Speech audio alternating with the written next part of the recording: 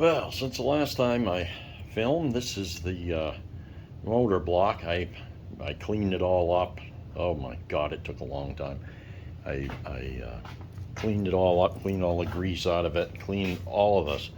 There was built up grime all over it, and then I bead blasted it in my sandblaster, and then I got looking and I figured I'd show you this. So found a nice little hole in the water jacket. And there it is right there. And that goes right through into the water jacket. But the thing with the Model T is there's no pressure in the coolant. It's not like a car today's got under pressure. I mean, you take a radiator cap off a car today when it's hot, after it's been run, you drive a car 100 miles, take the radiator cap off, you're going to get burned. It's under pressure. These are not under pressure. In fact, they're vented right to the, ground. The radiator is a vent tube. In case you put too much coolant in, it just run out on the ground. So there's no pressure at all. So these kind of things are fairly easy fixed with even JB Weld.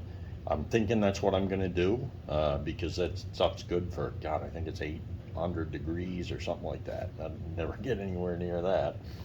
And so I may just patch that up with JB Weld in the end, but for right now, I'm going to leave it right now until I get ready. And I may wind up soldering it. I've read some things, silver solder and a piece on that works pretty good. I don't know, I may try it on a junk piece somewhere.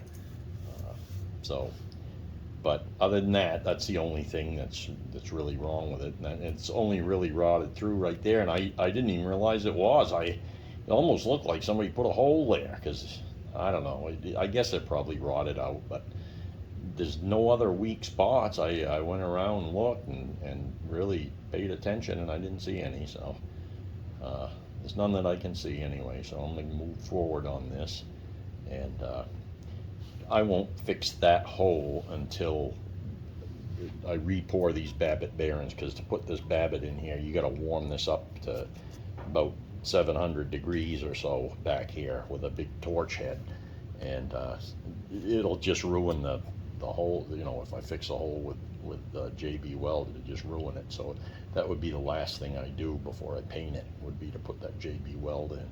So we're going to continue on here, but I wanted you to see this, and she's all bead blasted and ready to go. And so I'm going to inspect a few things here now that I get it all cleaned up good. But I just wanted to show you to start the inspection. It requires cleaning off. This is my surface plate, so it's a Starrett surface plate, and it's flat within several. I can't remember what they said. It's a grade B, so I think it's like flat within a half a thousandths over the whole thing, which is, pretty decent. It's a good size plate, a granite surface plate. I'm going to clean that off now, and then we got to clean the bottom of the motor. It's pretty dirty. I haven't cleaned it and done anything with it for quite a while. I wiped it off with a rag. Need plenty of stuff on. That off, clean it, because we can't have any crud on there.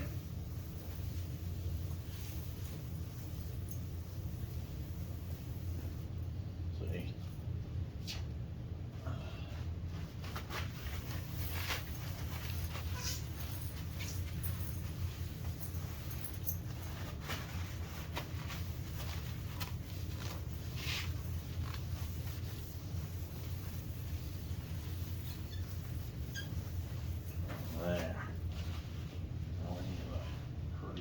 Off that. I'll wipe the bottom of this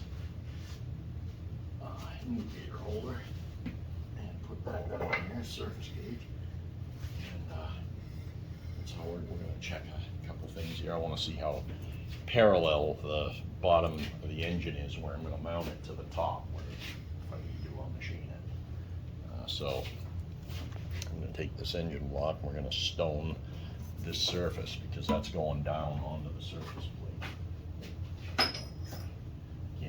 Burrs here, and just sticking out.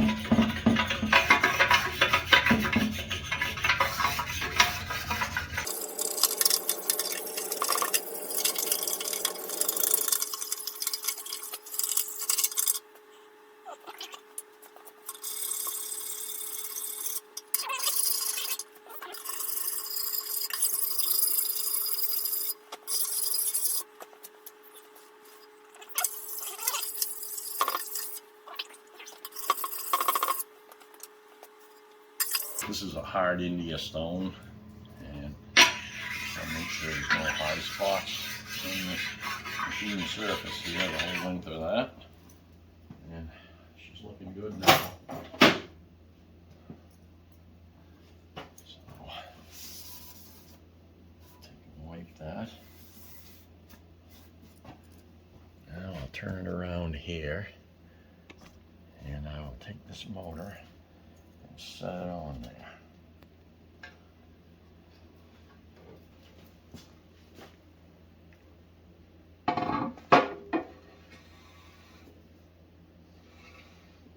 There. Now, I'm going to indicate the top of this block, just for reference, so I know about where this is.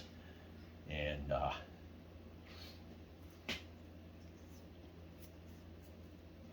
I'll show you this indicator here.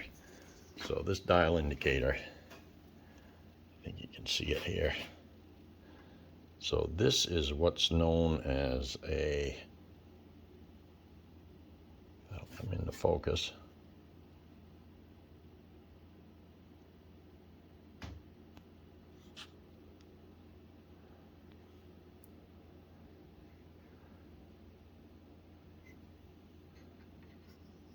Will that come into focus? Well, back there is better. So this is a 1/2 thousandths dial indicator. So every little mark on that is a 1/2 thousandths of an inch. And so like the number 5, that's 5 thousandths of an inch. And the number 10 from 0 would be 10 thousandths of an inch. And the way that moves is with this piece down here. You put that on there, and that'll move that a little bit. And so I'm going to put that against this surface here, and I'm going to run it around a little bit. Now this is awful bumpy here. It's rotted, and I'm going to put some inserts in here. But I just want to get the rough idea of how far off this is. I could use a lot less sensitive indicator, but it's the only one I got that was about the least sensitive kind of work I did. So.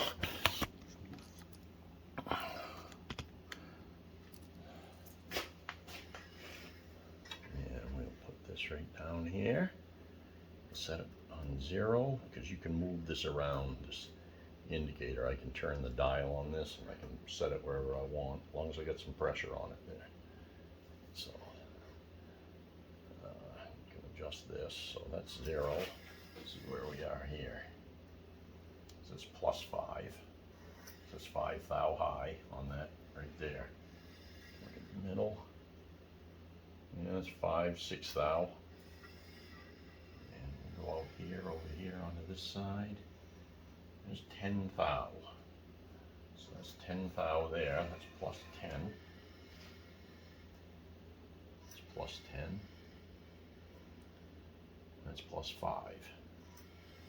So she's out about 10 thou out of 10 thousandths of an inch out of parallel to that, which that doesn't really mean anything to anybody. It means something to me because I gotta mount this. This is how you mount it to machine like the cylinders. And when I bore the cylinders, they're gonna be perpendicular to this surface. And I wanted to see how far out this is. So if it was way out, I gotta adjust something. But it's not out far enough. I'm gonna take at least 10 thou off the top of this anyway. They call it decking the block.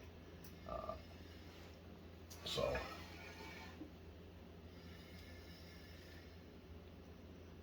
yeah, that's 0 over here. Yep, 0 there.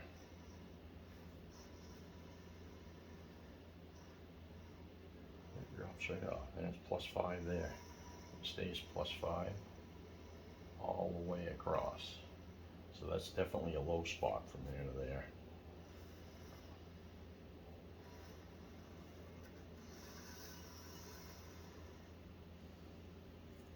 Try to follow the thing around so you can see it. So there you see I got it set on 0, and if you watch this, see how that's like +5, just about 5, 6, come up over here, comes comes up even more. So there's +6, +7 over there, +10. See that? And then you come back and it'll be right back to 0. Come over here, that's 0. See? So that's where we are. And if I turn this around like this,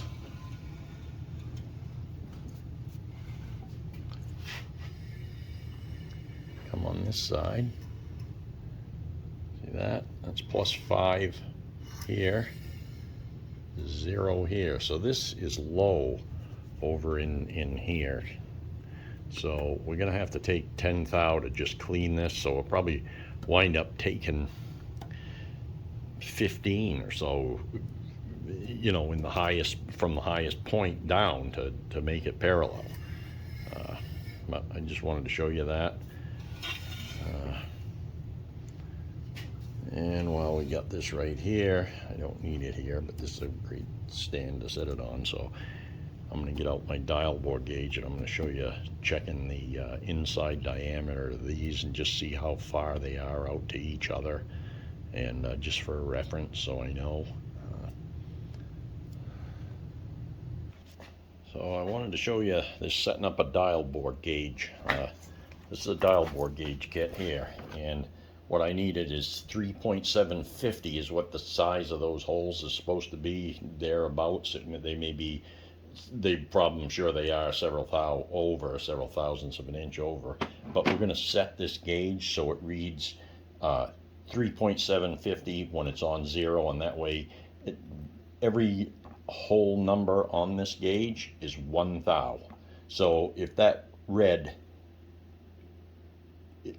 this way, is going to be plus, because this tightens up when you press this.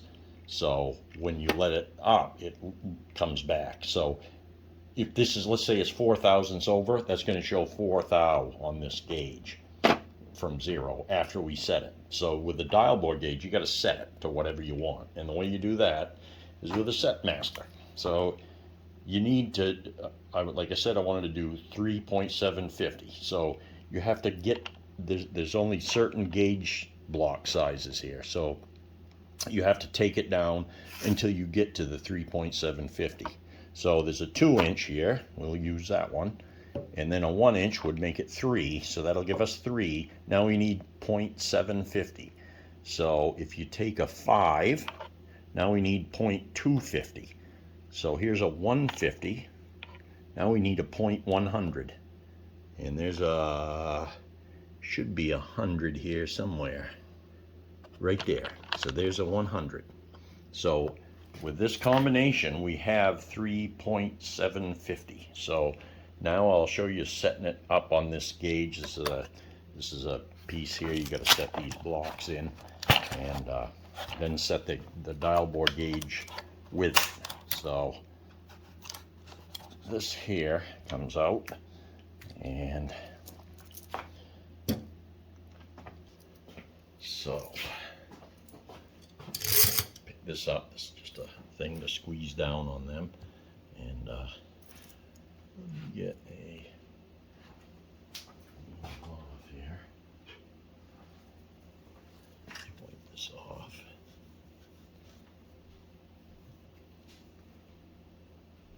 It's been in the case, so it doesn't really get dusty, but I'll still wipe it off.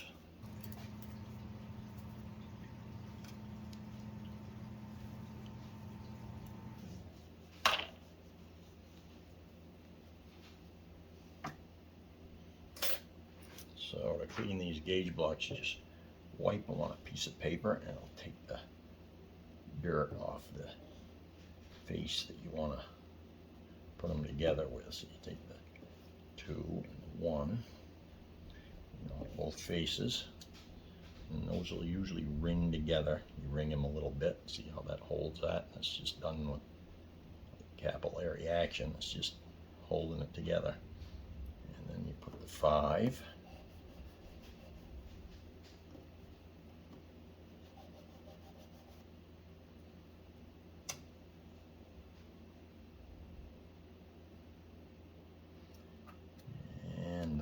50.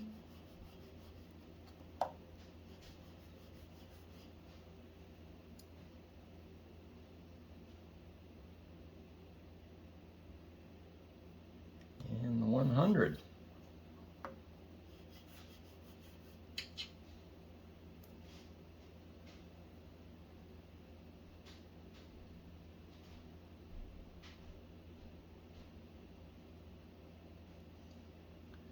Now we got to set these in here.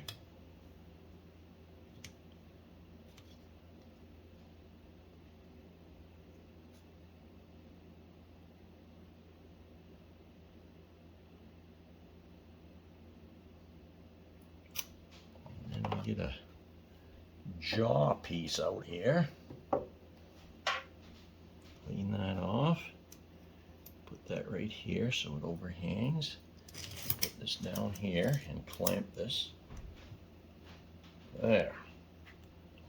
Now, in between here and here is exactly 3.750 inches. So that's 3 3/4 inches, 3.750. And that's what I want to have this. Now I need to set this at 0. And the way you do that is, this takes a little feel, getting used to a feel here. So I don't know if you'll be able to see all this. Let's see if I can.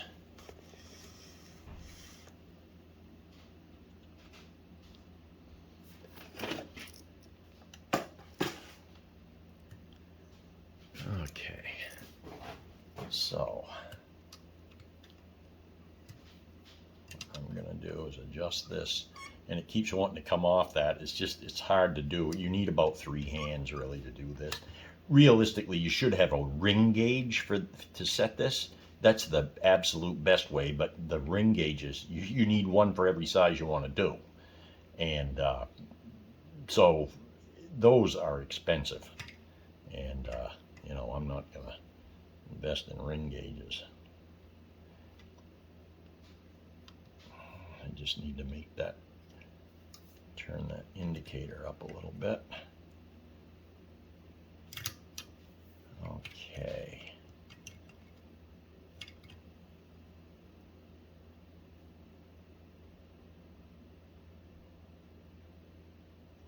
I'm going to turn this, whoops, so 0's going to be down here somewhere.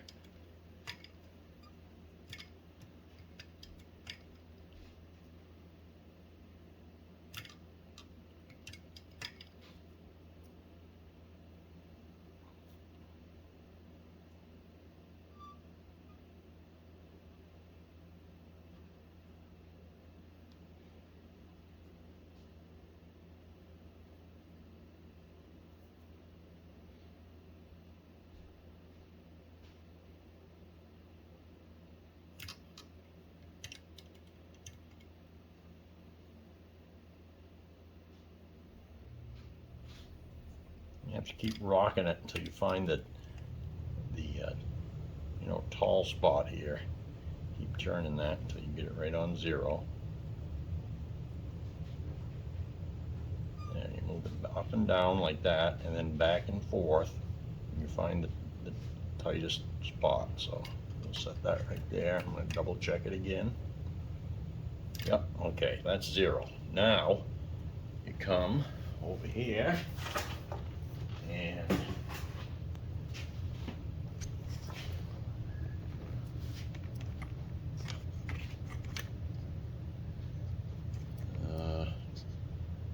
let's see, I don't know if you can see it from here better.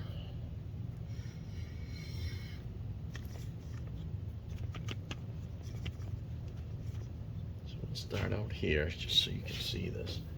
Now, yeah, you can't quite see the gauge.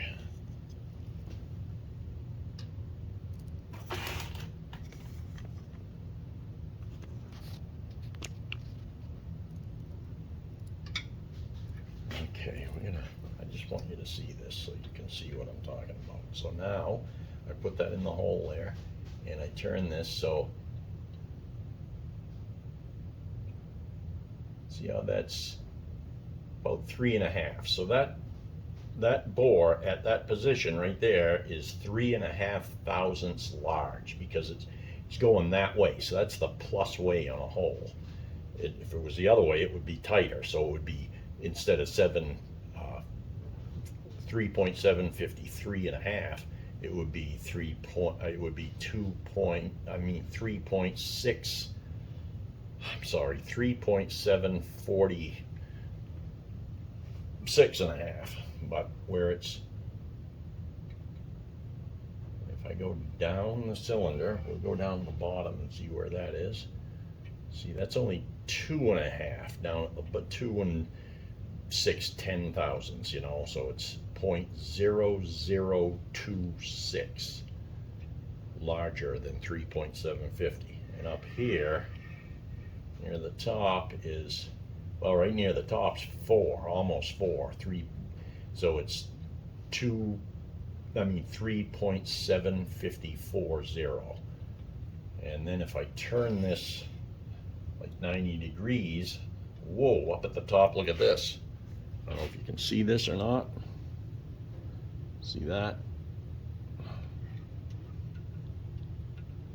So now that's actually 6 thousandths almost bigger. So that there is 3.756. And if you go down to the bottom of the bore, you can see it goes right down to 752. So that's only 2 thou big at that. So the top is definitely more. You can see it move as I move this up and down. See, there's two down there. Now if I move it up here and tip it,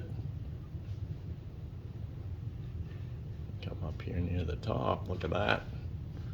See? So that's how that works anyway. I just wanted to show you that, and so you'd know. And I'm going to measure the rest of these, but I wanted you to see that part of it and how to set a dial bore gauge. Well, I'm going to dig the Babbitt out of these bearings. I thought I'd show you something else I found. Found another spot in the block that's not good, and it's right here. And I noticed when I put this on the plate, I saw something, and I'll look that over, and I looked it over, and it's a crack. So I ground that. That shiny is a grind, but if you look close, you'll see the crack on the bottom of it. Grind it over like that, and that way I can, when I put JB weld in, it'll stick to that good. Or if I decide to solder it, it'll stick to that good too. So we will again wait until I get the Babbitt done first, and go from there. But that's too bad that had to be like that. But that's the trouble with, you know, car's been sitting 64 years. Somebody definitely left water in this, and like I said before, the freeze plugs do nothing.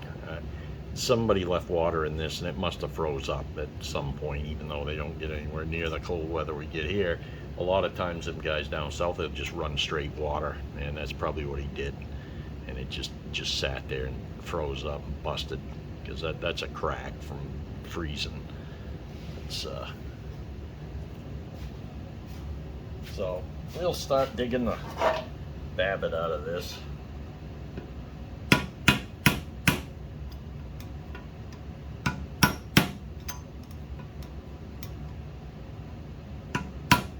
Stuff's pretty soft, you know.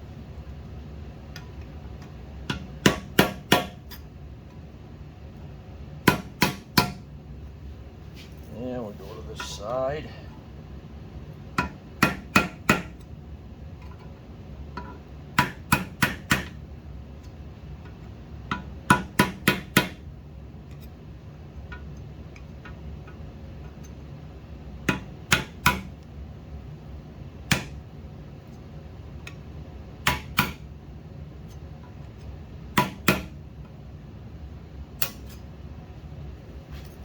Screwdriver.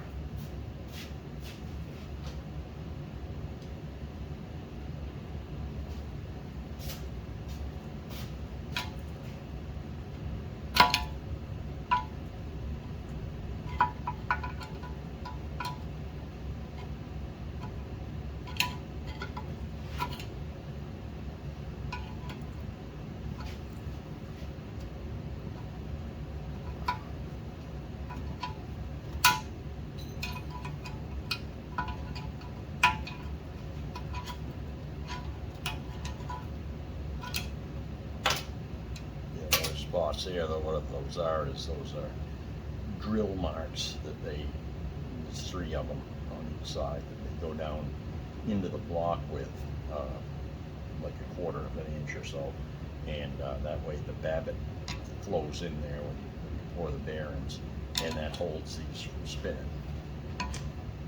On the cap, they don't have to do that because it's tinned on, so where this is cast iron, you can't tin cast iron, so this is held with an actual, friction fit. So that's why, yeah, there they are.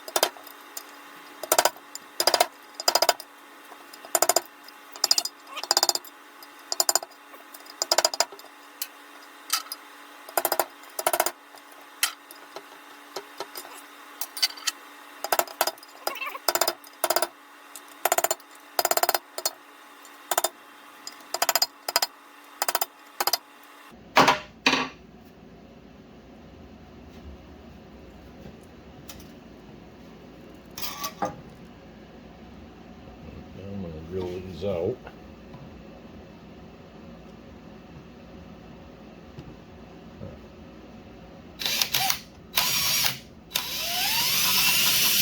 Oh, it'll come right out easy.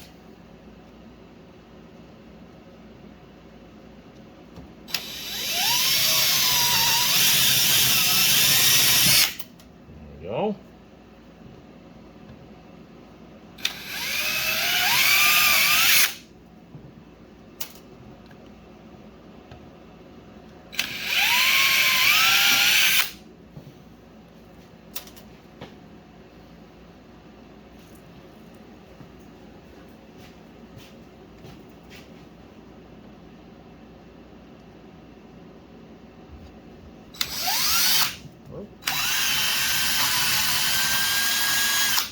This stuff's so soft it just comes right apart.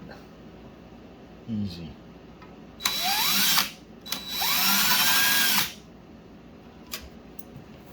Outside.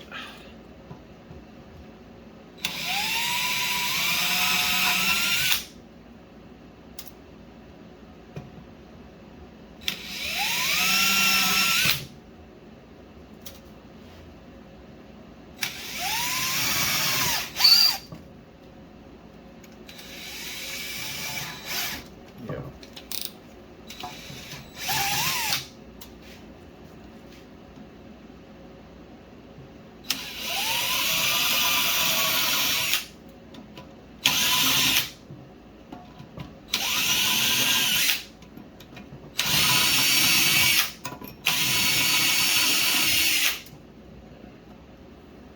One more, yeah. Come on.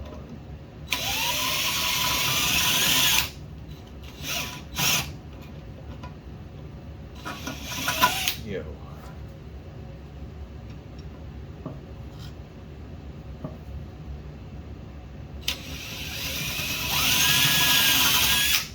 There.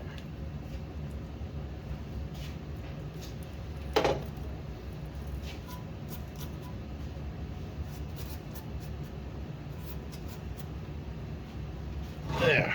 Now you can see the divots here and here, and this one's got 2, and then the rear one has 3, and they're on both sides. So if you look at the other side, they get the same. They're offset, but they got the same 2 there, and 3 here. And that's, again, is just to hold the Babbitt from spinning and hold it into the block. Like I said, you don't need that in the rods. So when we do the rods, I'm not going to be able to take the magnet, the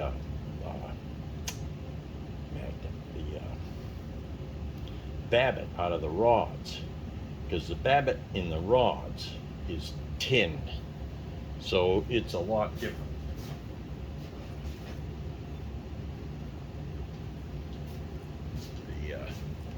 The Babbitt in the rods here, and the caps on the rods, and also the caps on the main, they're tin, because this is steel, and steel you can, again, it's called tin it. You put this tinning butter on there and you melt it, and it creates a bond with the Babbitt, and you don't have to have a mechanical bond like you do in cast iron. You cannot do that with a block because it's cast iron, so you have to do it another way. So when we pour that Babbitt in this, when it shrinks, it's going to want to close up in this block, and so what you got to do is you got to peen that back out after you pour the Babbitt, and it cools down, because after it cools, like I said, it shrinks, and it wants to come out of this. These stop it, and also when you take, I got a hammer, and you go back and forth with it like that, and you peen that out, back out against this before you bore it, and then you finish bore it, and then you're good to go. But that's how you do it.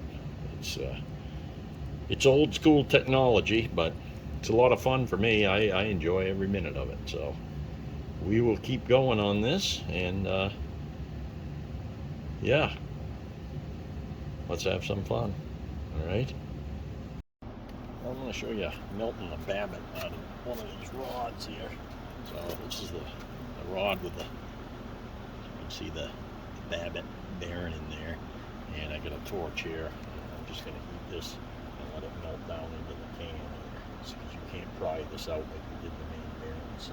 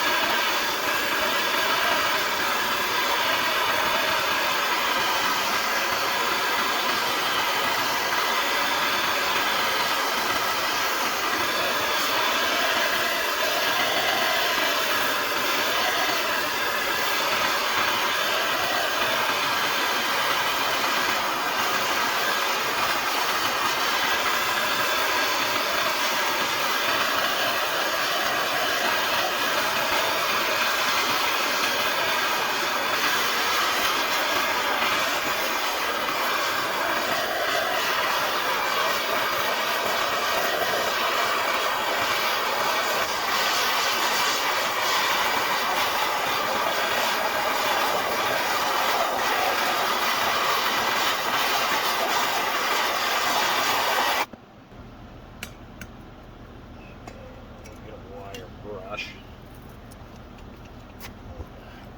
back up.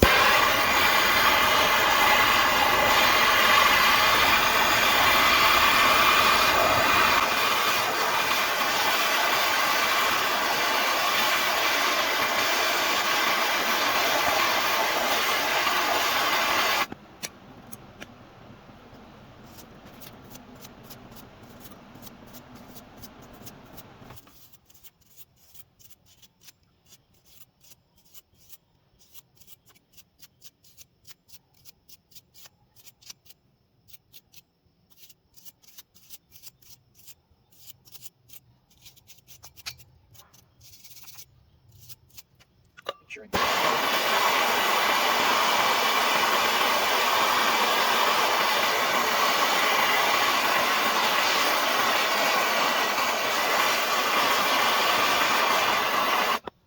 got it all.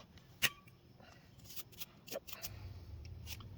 There, that's ready for bead blasting. And so that's what she looks like after the Babbitt's out of it.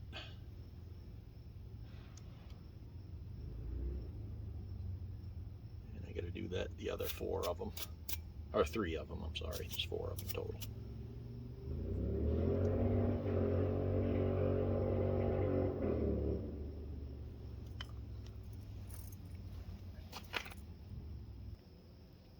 And here I'll show you doing one of the rod caps. So the same thing really, it's just the cap of it. And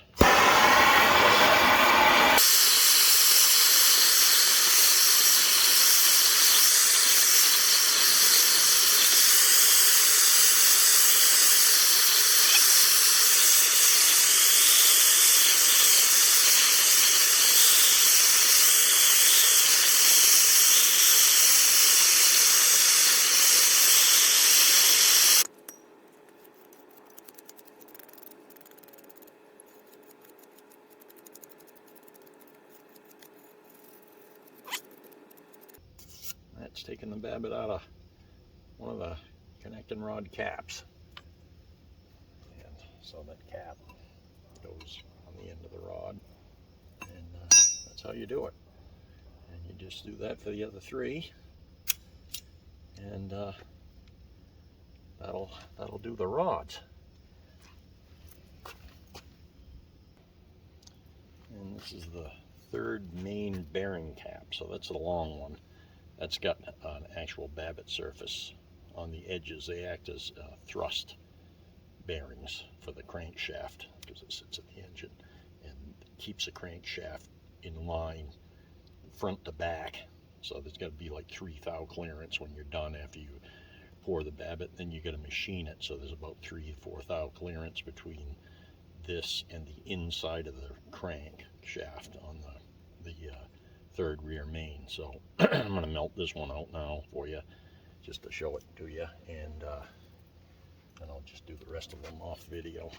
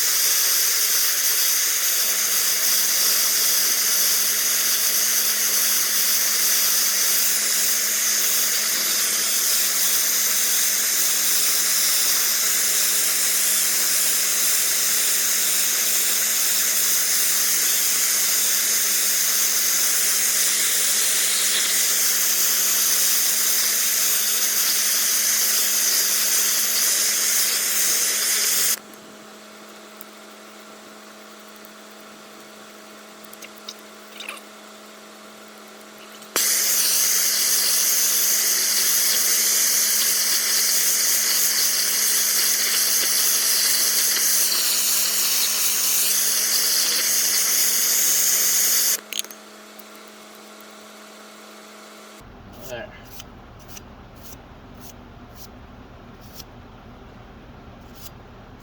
Babbitt's definitely all gone out of it. I'm going to take and bead blast the rest of that tin and stuff out. And then that'll be ready for re-tinning and re-babbitting. That's the third main. Okay, we're going to melt the Babbitt out of the fourth main. Remember this is it's in the back of the transmission, and they call it the fourth main. It's really not a main bearing, but it supports the transmission, so that's why they call it that. We're going to melt the Babbitt out of this one.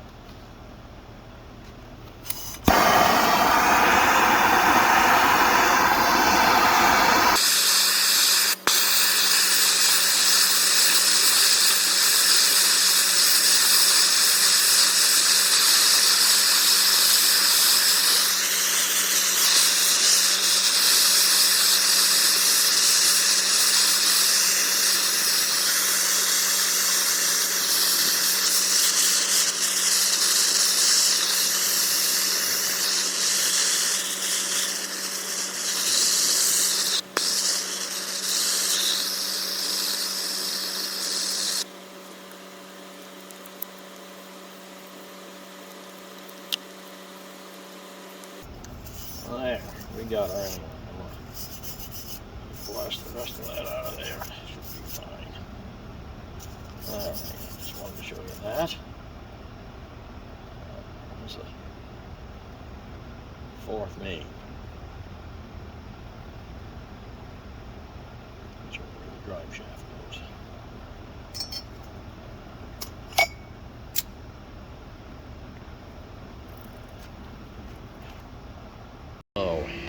here's all the rods and the main bearing caps here. These are the caps. This is the fourth main, and these are the rods, obviously, and the engine block.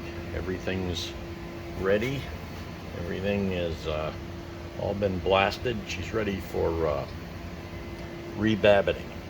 So that'll be the next step on that. I sandblasted all of this stuff, and I got thinking, well, I haven't showed you sandblasting. I don't know if you don't know what that is. I'll just show you quick with a thing here with a part.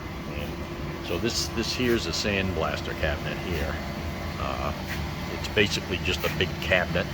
There's a vacuum, that black thing there. That's a vacuum that draws any of the dust particles out, and the heavy stuff falls back down.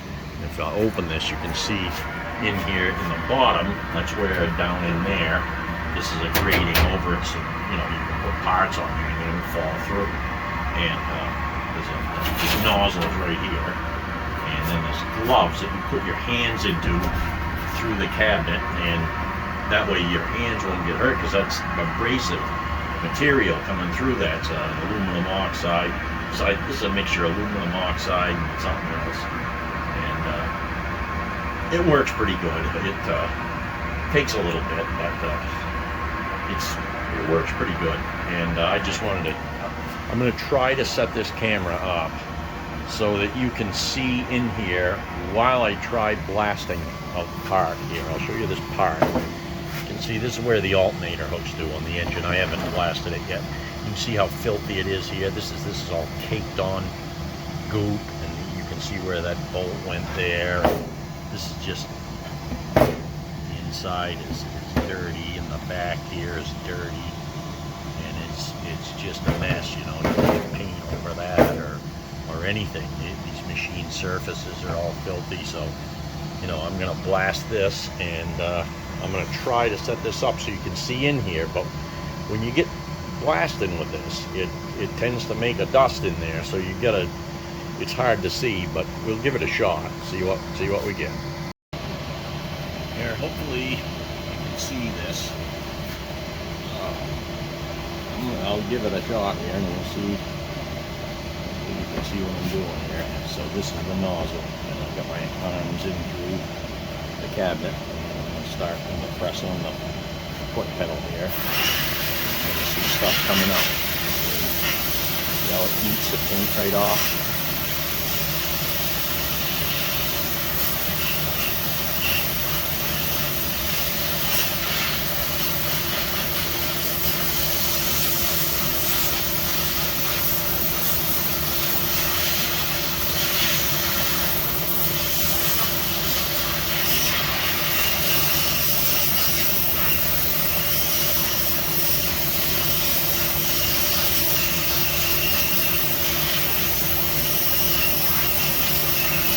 When that air compressor kicks on, it's going to be loud. It's sitting right over here beside the cabinet, so I'm sorry about that, but that's the way it is. It's used a lot of air, so that's going to kick on here pretty soon.